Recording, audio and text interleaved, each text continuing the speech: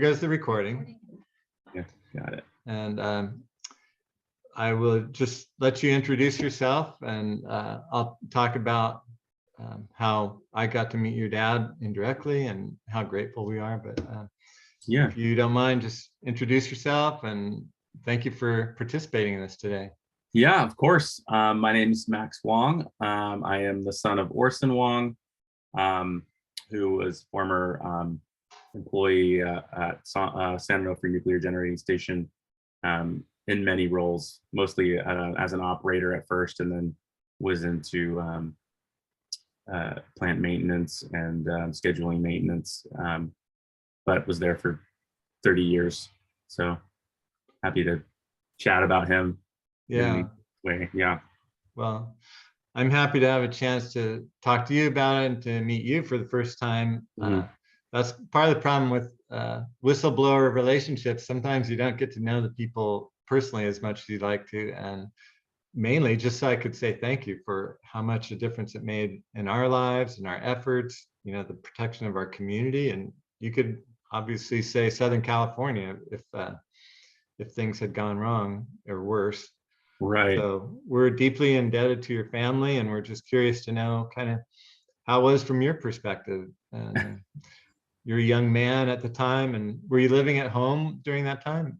Yeah, so I was well. I think I was off and on there. At the time, I was working in Newport Beach as a market research analyst, but would come home regularly since it wasn't that far away. So was always around to hear all the stories. So yeah, you know, I just realized I overlooked something the listeners might wonder about, like, why are we talking to you instead of Orson? But unfortunately, Orson's passed away since doing his heroic work with us, and I did get to write to him and thank him, but this is the next best thing for all of us to be just experiencing it through your eyes, and you getting the feedback from us too, how important your dad was. So sorry he couldn't be with us today, but thank you again. Yeah, he was a pretty impressive guy, and you know, always had high integrity. So you know, it doesn't shock me that he would want to do something do the right thing, you know, like this. So it's pretty cool. Yeah, that's nice. It wasn't a fluke that he stood up and did the right thing. And it turned out he was so right too.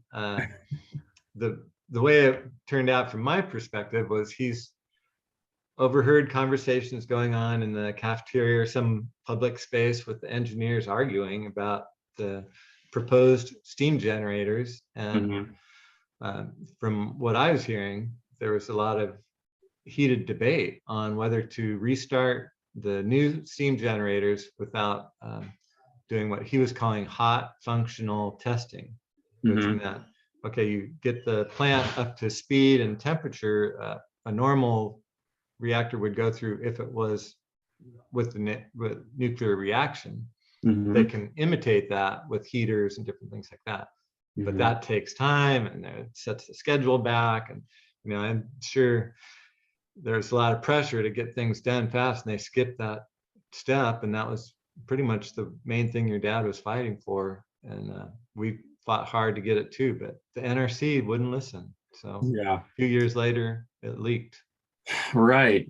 Yeah, no, and it's pretty wild. Yeah, it just sounded like from what I heard a long time ago, and my dad was saying it when he was explaining it to me, and then, you know, after the fact, that the new, and whatever, after reading some of the stuff that Fairwinds had researched, it sounds like they purchased new steam generators from Mitsubishi Heavy Industries, and the steam generator tubes had a different kind of coating on them, protective coating, and then there were, I think, more tubes than normal. It was a different design.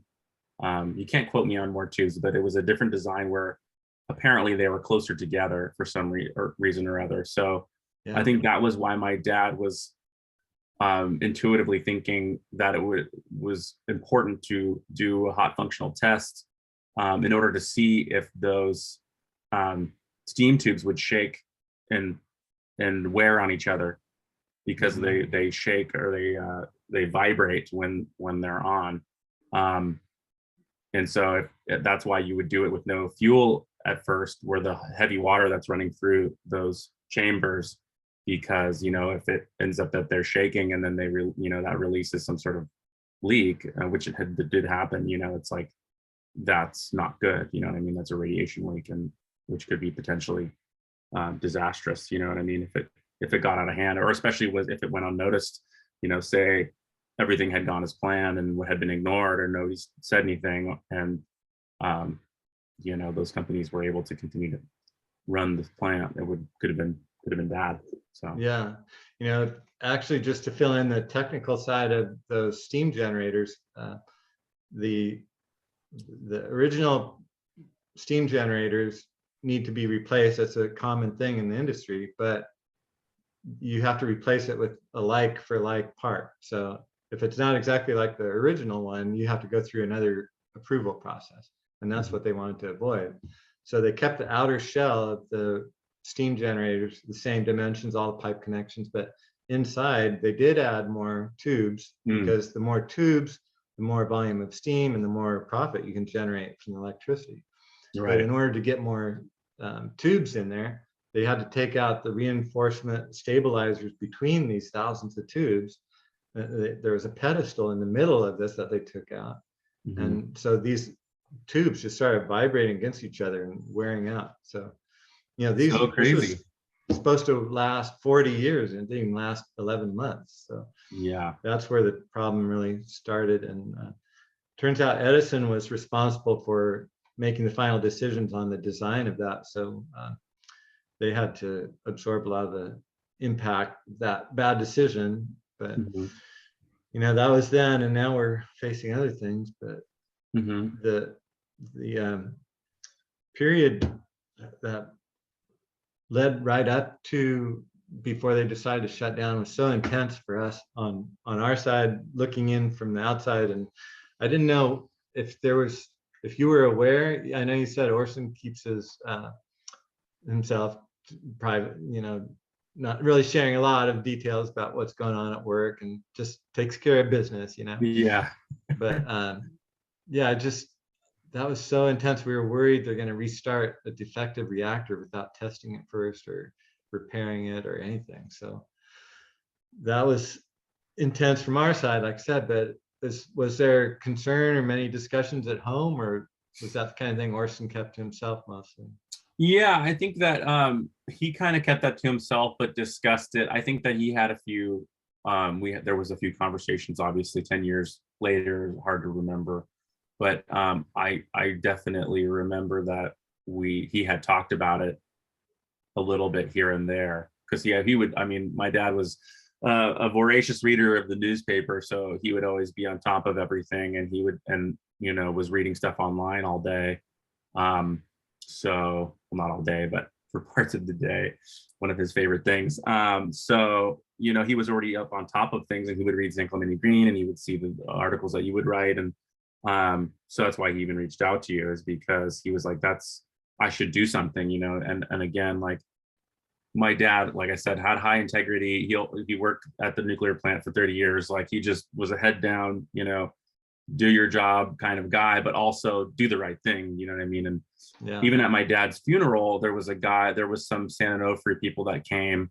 And one guy said, "You probably don't know me, but your dad, one time, we were working in the plant or something happened. And he said some sort of valve broke or something, and he didn't know what to do. And there was some sort of panic. And then my dad came in and shut that valve off. And was like, don't ever do that again. And I guess, that was like such a fascinating story. Ever, my dad was always, making sure that things were done right. And just because that's the kind of guy he was, he was very, very just kind of meticulous and very diligent about his work, and just very quiet, which is also, doesn't work so well sometimes. I think that there was which what I did hear a lot about was like kind of just the people that did care about safety for a long time, my dad worked there for 10 years that he first worked there. There was a very high attention to safety and to doing the right thing and following all the rules and, strict adherence to NRC rules and things. But there came a point where a lot of those people either retired or left, and then there was just a kind of this systematic change of leadership and, from the top down. And there was a lot of yes men that were hired, it sounded like. And so it just became kind of a cold environment. And I think that was evident from all of the people that were other whistleblowers that were like my dad, but those that stepped forward and were saying that they were, there was a lot of pressure for them to ignore these things and to kind of just continue to do their job without mentioning it. So yeah. So That's same. I heard the same stories from other people too about how happy they were to work at San Onofre and how what a great place it was, and camaraderie and the management and all that stuff, right up until the management started changing. I think they mentioned Ross Ridenour as one of the new people in place that was going to shake things up, and he just, all he cared about was profitability and getting this, get things on schedule and under budget if you could. And I think that's when the shortcuts started happening, and then he got replaced too. And like you said, there's like a big shuffle at the top, and the people at the bottom were being given like a whole new catalog of things that they should be responsible for, that they're testing that they never tested before. And they're just creating chaos in their attempt to try to make things more profitable. Really, it wasn't for safety. I think also too, I mean, the other thing that like always seemed to be like a problem that my dad always said was not fun was that in that, when they were trying to improve efficiency and do all those things to make more money, they had hired a accounting firm to like audit everything. And then they switched. One of the things was that they rolled out the SAP business software, tracking software, to run everything as like hey, here's a one-stop shop at place that everything can be run. But was really difficult for a lot of the people that had been, using a system that had worked well for years, jump into this new thing. And I think that was a real hurdle, and a lot of also some extra strain, and just one of the extra difficulties that I remember hearing about anyway. That was an anecdote as well. Well, I was just thinking how much other people I know that work there paid a price for being honest about these things, and it's a big risk. One individual was kind of denigrated in front of other people. His management had access to private emails that he thought he was sharing with the hotline, to report things like that. And they would send teams of lawyers after these people that were dealing with false accusations about how they were performing their job, but they'd have to face a team of lawyers, and they'd just get intimidated, and they'd settle for early retirement or some kind of, as long as they signed the waiver that they wouldn't say anything, they could find a way out. But if they didn't, they were subjected to psychological testing, never told the results, just intimidated. Even people at work were turning against them. Just, it's like pariah. There's don't talk to that guy, he's not one of us, sort of thing.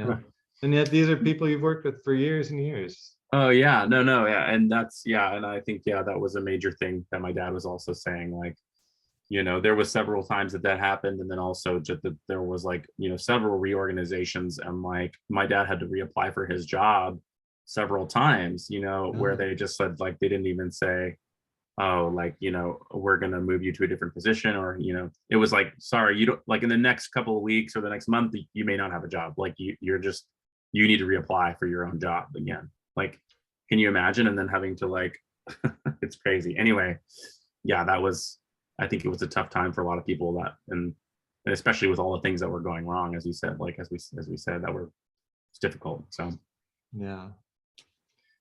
Well, did you guys suffer any consequences, like loss of friends or relationships, or were you kind of to yourselves anyway, or Yeah, did that I mean, matter? our family was definitely pretty kept to ourselves. I think the major thing, and obviously I could never prove it, but like the speculation for me would be that like that they kind of broke my dad's heart. You know what I mean? Like my dad, as you said, he really enjoyed his work there and felt like he had a lot of purpose, and in the first 10 years or so, and had a lot of real great relationships with different people that from all different industries, people that worked in nuclear submarines and people from all over, that were really intelligent and great to work with. But in the end, in this reshuffle and everything, it just became so toxic and awful. And then my dad kind of was, more or less forced to leave. Um, and I think that he kind of just had like suffered some depression from that, you know what I mean? And especially when all these things were going wrong, um, you know what I mean? Having to keep that to yourself is not great. Like, keeping anything down or any, deep emotion is difficult. And so I feel like leading up to my dad's passing, I think he suffered like a kind of like a little bit of depression, and may have even hastened his departure. Not funny, Yeah, but it was just tough for him. You know what I mean? He felt like he got like it was there was just kind of no poetic justice except for the fact that that he did the right thing. You know what I mean? And it finally came to light. And that he knew something was wrong for a long time. So yeah. Well, that's interesting about just how um, how now I lost my track. See, this is I'm the editor. I get to fix things like this. okay, no worries. Oh, you were saying that he kind of maybe had a depression or the sadness and even heart problems that might be related to it or something. I know. Yeah, I mean, I think that, I don't think that he had heart problems from it, but I mean, he did have a heart attack. But I think that I'm just saying that it didn't help his mental health, that, if for a long period of time before he left, that he was experiencing a lot of like not knowing, and a lot of like, also, and then also pressure to like, keep things to himself that he knew. So I just think that that's like not good for your health, mental health, or well-being at all. And so, it's to work somewhere, put so much time, half his life into a company, and then for it to like kind of just turn on him, and kind of not be great and not have the integrity that it used to have is kind of heartbreaking. So Yeah. that's the main point. Well, I felt like for a while we were communicating a lot, and then the information got out there and I kind of was running in a different direction, and I never understood exactly where Orson went from there, except I kind of imagined he was near retirement and he was just kind of getting away from it and hopefully escaping all the things other whistleblowers have had to go through. But it sounds like he was pretty miserable towards the end, or feeling Yeah, he the definitely pressure. felt the bite of it. I think he did, I mean, he was able to whatever I think it was a couple years that he had after he left the plant.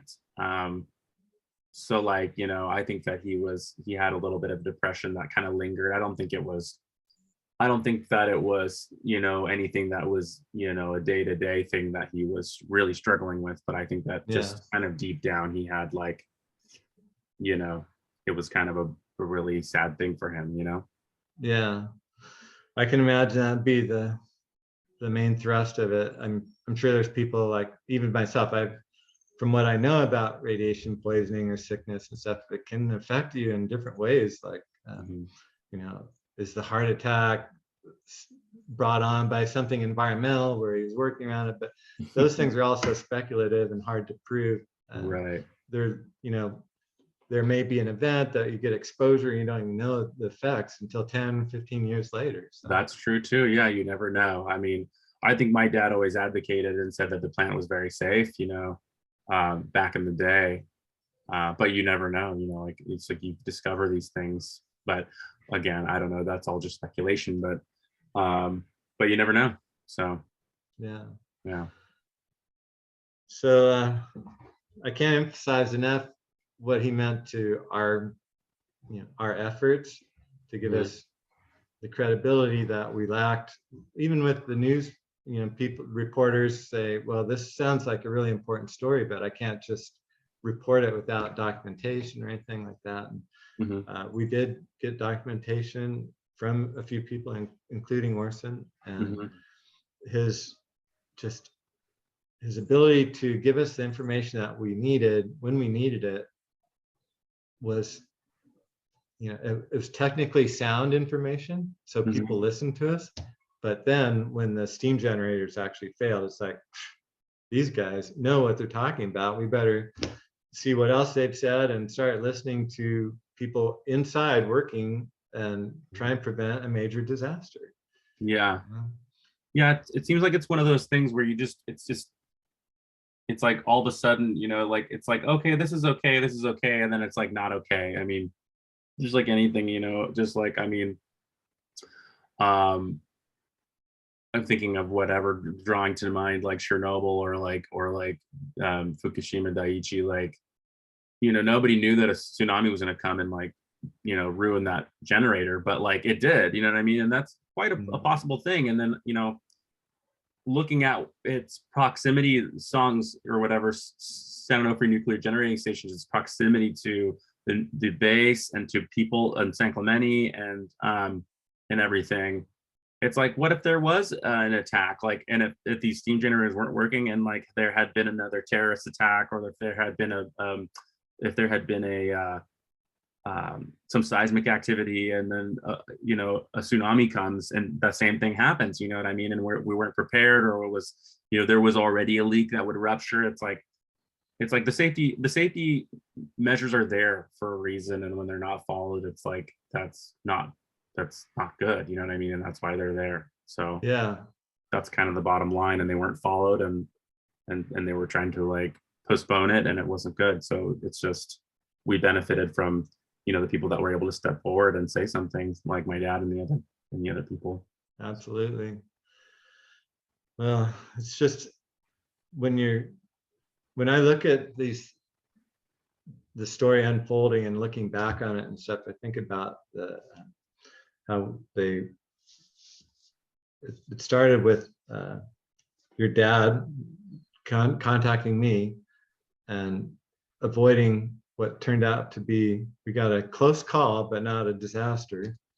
And the whole effort that he made, it's just incredible when I think about what was at stake. It's not just that he did the right thing, but those steam generators, just for people who don't understand the mechanics of why that was so dangerous, is we mentioned all those tubes, 10,000 tubes in a steam generator, 16 feet long and kind of, they wander, they vibrate, and they oscillate.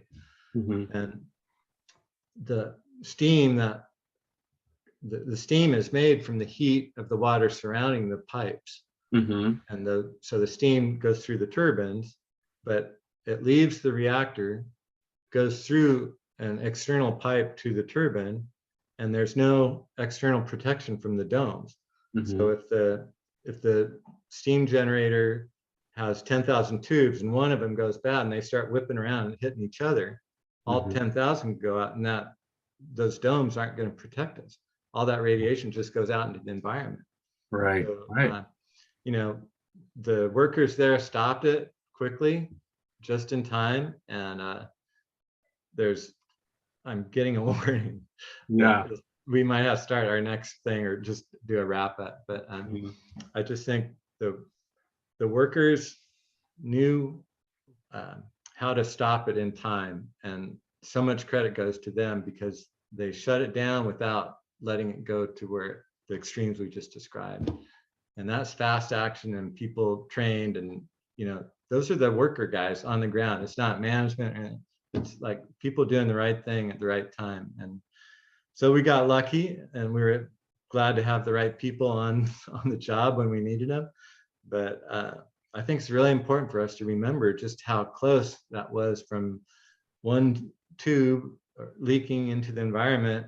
It's not like 10,000 tubes, and it goes right into the environment and it doesn't go away. It just drifts around in the wind, it comes down in the rain, it's in the Right. soil. So, and Right. we escaped a big one, and I appreciate that. And give your dad a lot of credit for that. And Yeah.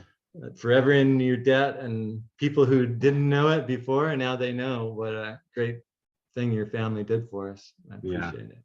Yeah. Of course. It's lovely. It's lovely that he was able to, to come forward and made that decision. But again, it's not shocking, as I said, because he had such a high integrity and he was, interested in doing the right thing and to like make sure that people were safe. So it's Yeah. awesome. Well, thanks for his goodness, and Yeah. it's a terrible loss for all of us. I'm Mhm. sorry for what you've gone through, and I can just hope there's more people like him out there still. So. Yeah. He definitely he kind of passed that on to his family. So hopefully his personality and the way he did things ripples through the universe through us. So Yeah, mhm, yeah, that's it. yeah, Okay, well, thanks, Max, and say hi to your mom and thank her for me as well, and we'll keep in touch. of course. Thanks, Gary, and feel free to reach out anytime if you want to talk again about anything else. Okay, thanks. I will. All right. Have a good day. Take care. Bye-bye.